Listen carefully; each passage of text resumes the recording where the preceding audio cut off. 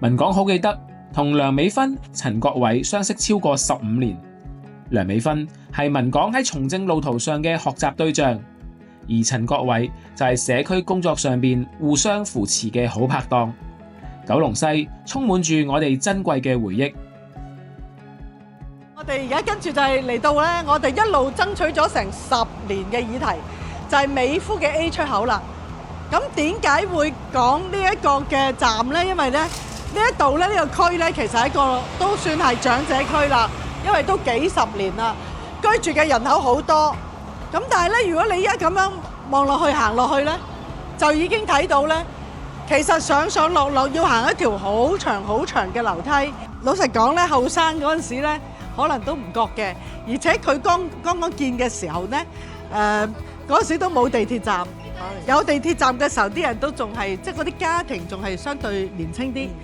但係而家的確咧，好多嘅家庭係剩翻啲長者啦。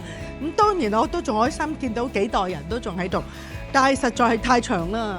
當時喺呢個美孚站 A 出口嘅時候咧，個技術啊，我哋當時其實爭取咧就唔係爭取一個升降機，我記得阿教授。其實當時咧，我哋咧就係爭取一個地面嘅一個好似一個即係電動嘅，冇錯啦，嚇，冇錯，係啦係啦。因為技術上唔得，咁所以後來咧就同佢傾，咦，你做唔到呢一個行人嘅即係扶手嘅通道，咁不如喺個出口上樓梯之前加個升降機啦。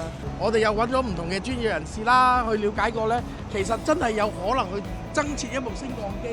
仲係可以喺仲可行，仲可行，冇錯啊！咁就事實上而家就證實咗啦，係真係出現咗喺我哋眼前。係啊，九龍西係多元發展同埋富有人情味嘅地方。